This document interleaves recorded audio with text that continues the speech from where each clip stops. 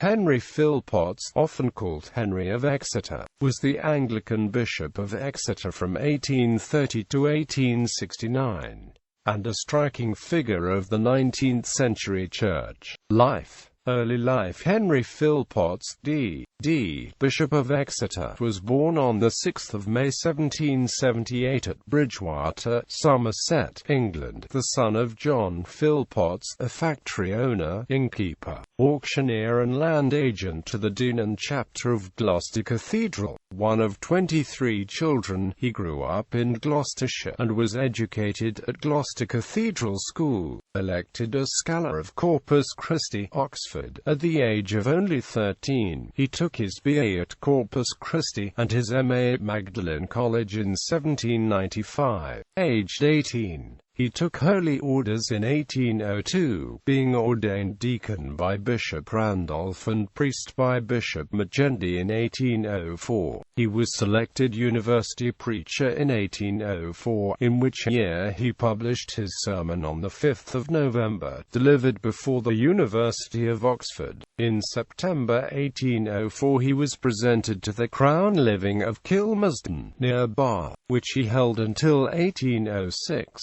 He does not appear ever to have resided there, duty being taken by a curate named Daniel Drape, according to the parish registers.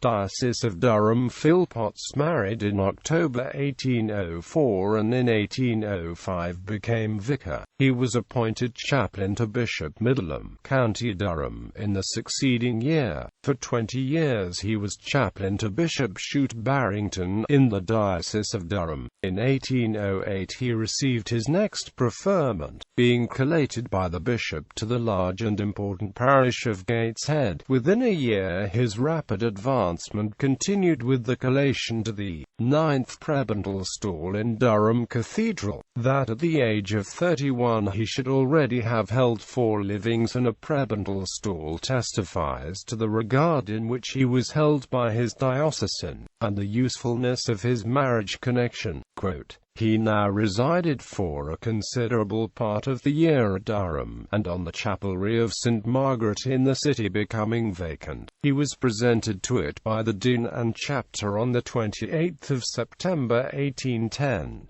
On the 30th of December 1815 Phillpotts received yet further preferment, being collated by the bishop to the 2nd canonry in the cathedral, the emoluments of which were considerably higher than those of the 9th. This he held for 5 years, at the end of which period his literary and controversial abilities brought him into advancing prominence. After holding the rich living of Stanhope, Durham, from 1820, and the deanery of Chester from 1828, he was consecrated Bishop of Exeter in 1831, holding with the see a residentiary canonry at Durham which he secured permission to hold along with his bishopric. One of the last cases of the benefice in commendam by which medieval and later bishops had often profited. Phillpotts recognized the need to look after his family, extensive as it was. He had 18 children. When he was offered the bishopric in Exeter he realized that the stipend was not enough to support his family, so he asked to retain his parish of Stanford-le-Hope in Durham, which would be worth an additional £4,000 a year. As a compromise he was instead offered the canonry at Durham, which was worth a similar amount, and was a post which he continued to hold until his death. He was one of the last of a clerical aristocracy, which, whatever their origin, expected to live on a scale comparable to that of the nobility. Diocese of Exeter. As bishop he was a strict disciplinarian, and did much to restore order in a diocese whose clergy had become extraordinarily demoralized. He wielded considerable power. The diocese at the time extended from the Somerset and Dorset borders to the Isles of Scilly in Cornwall. His episcopate was characterized by the establishment of many new parishes in Cornwall and considerable evangelical efforts. In 1841 he built for himself a palace at Torquay, Devon. Bishop Stowe served as the bishop's residence, which he preferred as a home to the bishop's residence attached to Exeter Cathedral. The gardens in the 25 acres of private land stretching to the sea is still a major attraction today, together with the Bishop's Walk at the local beauty spot of Anstey's Cove. Phillpotts was aware that his appointment to Exeter was not popular locally, and knowing of his unpopularity, he at times took measures to protect himself from it. He admits in a letter to Ralph Barnes, his secretary, on the 14th of December 1830, to being cautious in admitting adverse newspapers to my table. Yet the caution has not prevented me from hearing of the extreme unpopularity of my appointment to Exeter. 1831 saw Phillpotts as the victim of the Guy Fawkes Night custom of burning effigies of clergymen. Knowing his reputation, he took action by requesting protection. Thus the 7th Yeomanry Cavalry filled the palace at Exeter, whilst the crowd in the cathedral yard burned Phillpotts in effigy. Hollow turnip as head and candle as nose, clad in mitre and lawn sleeves. In 1848 he placed an appeal in the Guardian which appeared on the 5th of January 1848 for help for the poor of Devonport. His request was answered by Lydia Sellin, who was just about to travel to Italy for her health. Phillpotts' inspiration of Sellin led to the formation of an Anglican order which Sellin led. Character. Phillpotts' character was of the type that determined never to give up on a fight, and he persisted in applying his standards. There were many ways that unscrupulous clergy could abuse the episcopal patronage system, but, so long as Henry Phillpotts was Bishop of Exeter, they avoided the Diocese of Exeter, for they knew that this doughty fighter would fight them to the end if he smelled something improper, whatever the cost to his pocket, however unfavourable the publicity and whatever the inadequacy of his own legal standing. He was a genuinely religious man, with his religion concealed behind porcupine quills. He constantly quarrelled in the House of Commons, exposing opponents' follies with consummate ability, a tongue and eyes of flame, and ugly tough face and vehement speech. The bishop's strong views and lack of inhibitions in promoting them at times gained him many enemies in key places. The devil of a bishop who inspired more terror than ever Satan did, of whom, however, it must be said that he is a gentleman. Phillpotts at times became unpopular with former friends. One such was Rev. Sidney Smith, a former Tory ally, who went on to say, "I must believe in the apostolic succession, there being no other way of accounting for the descent of the Bishop of Exeter from Judas Iscariot." The text concerning the woman who anointed the head of Jesus with a very precious ointment was chosen by the bishop for his sermon at the consecration on the 24th of August 1837 of the new cemetery in Exeter. The occasion was reported enthusiastically in the local newspaper, The Flying Post. In its language, this sermon was most elegant, its delivery was a masterpiece of eloquence, and it was one of the most instructive and enlightened discourses that has been heard.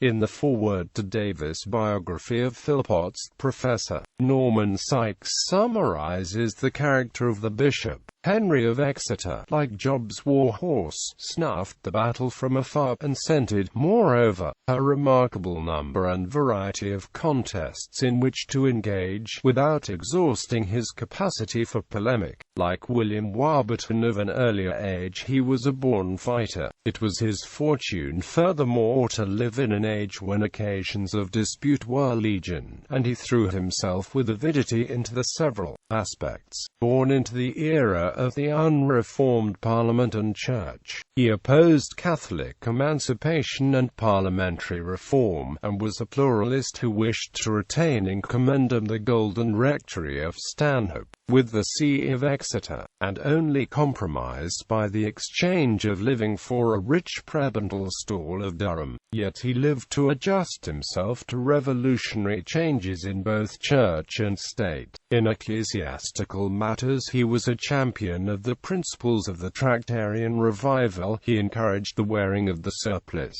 and was a pioneer in the restoration of diocesan synods, and became involved in controversy concerning religious sisterhoods in the Church of England. He was the protagonist in the famous Gorham controversy, and held his ground in defeat when Manning seceded to Rome in protest against the verdict of the Judicial Committee of the Privy Council in Gorham's favour. As a diocesan bishop he was outstanding in administration and pastoral oversight, and his episcopate left its enduring mark on the Diocese of Exeter. Davies himself explains, "No biographer of Phillpotts could, I think, complete his task with a feeling of real affection for the subject of his study. His character and gifts must command respect, if not approval, but he exhibited a curious lack of balance, and a failure to appreciate and adapt himself to the mood of the times, which must detract from a firm claim to greatness on behalf of one so impervious to the changes in contemporary thought and opinion. He deserves, however, to be commemorated as an outstanding figure in the Anglican Church of the 19th century, and in particular for his high church sympathies before the days of the Oxford movement, at the same time noting that he could never quite come to terms with the Tractarians, and also for his many innovations in diocesan administration. For example, his opposition to non-residence, his advocacy of theological colleges, and his courage in convening a diocesan synod, perhaps the most important event of his career. This study is therefore both an attempt to do justice to his virtues in fearlessly contending for his convictions, while at the same time not disguising those failings which were such a conspicuous feature of his character. Politics.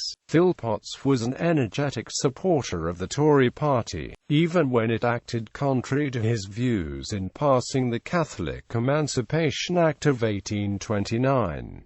In the House of Lords, Phillpotts opposed the 1832 Reform Bill and most other Whig reforms. He was a high church reformer in his own diocese, aiming to increase the prestige, efficiency and orthodoxy of the church organization. He was well known for using litigation to achieve his aims and was an earnest administrator, for example, fighting hard to raise the minimum salary for curates in his diocese to £50, seeking to increase the rights of the poor under the Poor Laws and to ease the plight of children employed in coal mines and as chimney sweeps. Restoration of convocation. One of Phillpotts' greatest political battles was over the restoration of convocation, which has developed into the General Synod. He was convinced that the Church needed to establish its rulings in a legislative body, and in a communication in May 1843 to his friend, the RT Hon J. W. Croker, he explained, "I wish it to sit again, only for the purpose of synodically devising a better synod than itself, one more like the synods of the early Church, in one house, with less of power to the presbyters, but more means of counsel and aid from them to the bishops than the separate house gives. I need not tell you that convocation is not the ancient synod of our own Church. We need, and must have, a legislative body, sitting for real business from time to time. It ought to consist of bishops either solely, or of bishops and such divines and representatives of the clergy as shall be found necessary, securing a real preponderance to the bishops.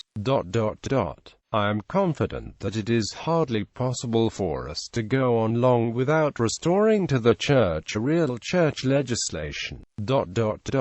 There is not perhaps enough needing amendment in the rubrics of itself to require a synod, but of the canons this cannot be said.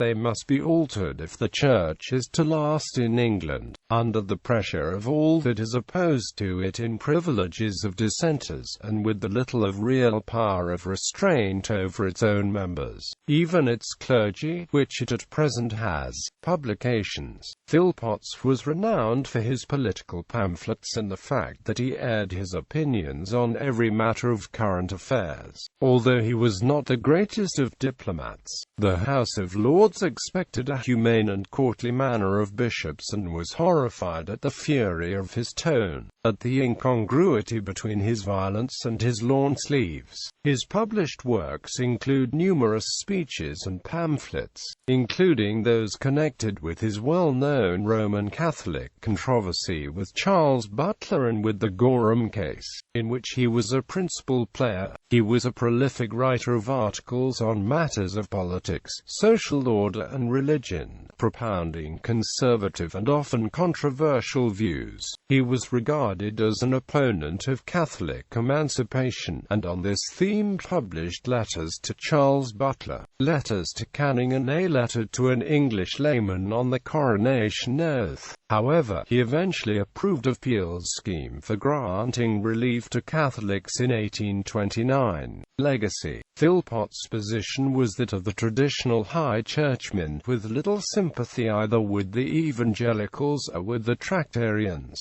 although he was considered to represent the conservative High Church wing of the Oxford movement and emphasized liturgical forms of worship, episcopal government, monastic life, and early Christian doctrine as normative of orthodoxy. On the one hand, the famous Gorham judgment was the outcome of his refusal to give the living of Bramford speak to George Cornelius Gorham, who had expressed disbelief in baptismal regeneration. On the other hand, he denounced the equally famous Tract XC in his episcopal charge of 1843. Phillpotts was generous in his gifts to the Church, founding the Theological College at Exeter and spending large sums on the restoration of the cathedral. Exeter Cathedral states that Phillpotts was able to restore the bishop's palace in a most creditable manner, an allegation, subsequently proven to be unfounded, made at the General Synod in 2006, claimed that Phillpotts was paid almost £13,000 in 1833, under the terms of the Slavery Abolition Act 1833, as compensation for the loss of slaves when they were emancipated. The same claim was repeated in the House of Commons by Chris Bryant, MP for Rhondda. However, it has been shown that the compensation of £13,089.40 was paid to Phillpotts and 3 others acting as trustees and executors for John Ward, 1st Earl of Dudley, for 665 slaves on 3 plantations in Jamaica. It is not likely that any share of such funds, equivalent to more than £1 million in present value, went to Phillpotts, as he would not have been permitted to be paid for acting as executor nor to benefit under the terms of the will. Both the office of the then Bishop of Exeter, Michael Langrish, at the time of the allegation, and the Devon County Library, have stated that they hold no record of any further involvement in the slave trade by Phillpotts other than the recording as a trustee executor of a joint holding of the 665 slaves that were the property of John Ward, 1st Earl of Dudley. His biographer sums up his legacy thus: the champion of lost causes, his attitude, his policy, and even his virtues became increasingly inappropriate, loyal and even tender in family relationships, staunch in friendships, violent in controversy, brilliant in debate. He certainly deserves to be commemorated as one of the outstanding figures on the bench during the 19th century.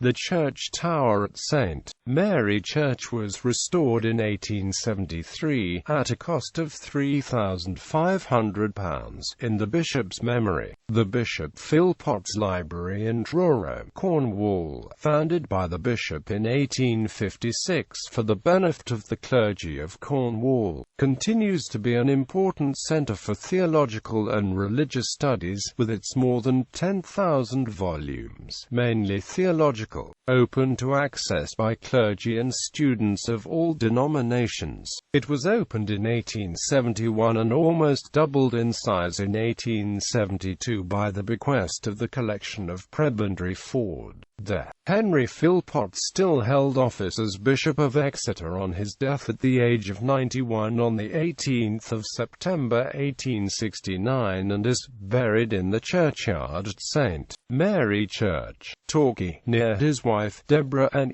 Acute Surtees, who had died 6 years before him and was mother by him of 18 children. Obituary. Extract from the Times, the 20th of September 1869. A fierce, fiery, and intolerant of opposition to a fault, and sincere and earnest in an age which is not remarkable for earnestness in religion, he held to the last to the via media of the Anglican Church as the strongest safeguard against Romish and Calvinistic errors, and probably rejoiced to die like Canon Laud and scores of high church prelates of the Stuart times, expressing his firm faith in the Anglo-Catholic Church as essentially one and the same in doctrine and faith with the undivided Church of the first 5 centuries of the Christian era. Well, at length he rests from his labours side by side with Archbishop Summer and Mr. Gorham. Let us write on his tomb one simple word: Requiescat.